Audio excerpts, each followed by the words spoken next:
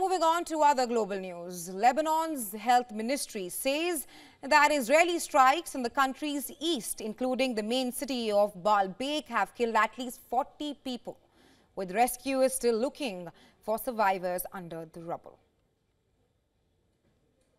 The toll includes 11 people killed in the city of Baalbek, 9 of them in the Shikan district, which is a densely packed Sunni neighborhood in the Shiite majority city where the Iran-backed Hezbollah group holds major sway. City's famed Palmyra hotel has also been damaged in nearby strikes, with the health ministry reporting 2 people being killed there. The ministry said Israeli strike killed 16 people in the village of Nasiriyeh. Furthermore, at least 82 people have been killed. Israeli strikes killed in the Syrian city of Palmyra. The death toll is the highest due to Israeli raids on pro-Iran groups in Syria since civil war broke out in 2011. Meanwhile, Israel's Prime Minister Benjamin Netanyahu has termed a decision by the International Criminal Court to issue a warrant to arrest him for alleged war crimes as anti-Semitic. He described Thursday's decision as a dark day in the history of the nation, vowing that measure will prevent him from defending Israel. This is an anti-Semitic measure that has one goal: to deter us from exercising our natural right to defend ourselves against our enemies who rise up against us to destroy us.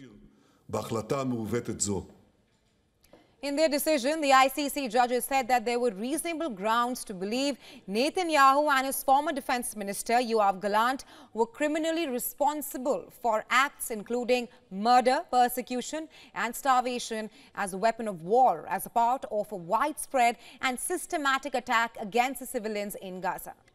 The court also issued an arrest warrant for Hamas military chief Mohammed Deif, who Israel said was killed in an airstrike last July. U.S. President Joe Biden called the International Criminal Court's arrest warrant for the top Israeli leaders outrageous. In a statement, he said that the U.S. will always stand with Israel against threats to its security and added that there is no equivalence between Israel and Hamas. The White House said it fundamentally rejects the calls for arrest of Bibi and his former defense minister Gallant. We fundamentally reject the court's decision to issue arrest warrants for senior Israel officials. We remain deeply concerned by the prosecutor's rush to seek arrest warrants and the troubling process errors that led to this decision. The United States has been clear that the ICC does not have jurisdiction over this matter. The International Criminal Court, based in The Hague in the Netherlands, does not have its own police force to carry out the arrest, and it further relies on its 124 member states for that. Now, with only limited diplomatic means to force them if they do not want to, Netanyahu's travel to the U.S. will remain unaffected, as both Israel and the U.S. are not signatories to the Rome Statute, the treaty that established the ICC. However, the UK government has one of the court's prominent member states, and it will be in a difficult position if Netanyahu pays a visit. Meanwhile, Dutch Foreign Minister Casper Waldamp has made it clear that Netanyahu will be arrested if he were to set foot on the Dutch soil. In other news, U.S. envoy Amos Hochstein met with Israeli Defense Minister Israel Katz and IDF Chief General Herzi Halevi in Tel Aviv.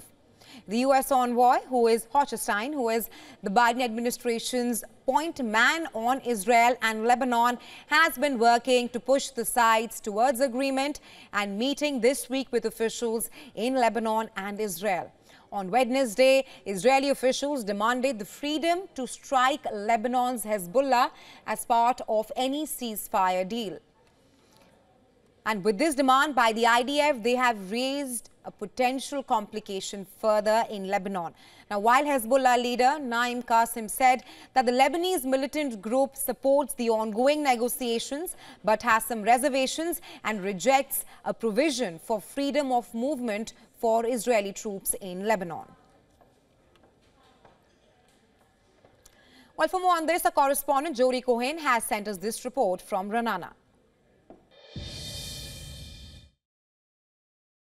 The International Criminal Court has issued arrest warrants for Prime Minister Netanyahu and former Defence Minister Yoav Gallant. Now, these are for alleged war crimes, including murder and starvation.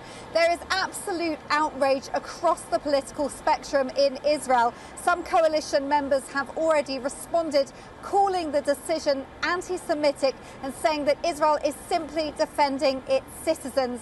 Members of the opposition have also been slamming the ICC decision, calling it a reward for terrorism. And President Herzog has said that this is a black day for justice and humanity. Now, this is the first time that the International Criminal Court has issued arrest warrants for leaders of democratic countries. Israel says that Hamas hides behind civilians, that Israel gives warning to civilians, and that any other country would do the same to protect their people. This is Jody Cohen for WION World is One.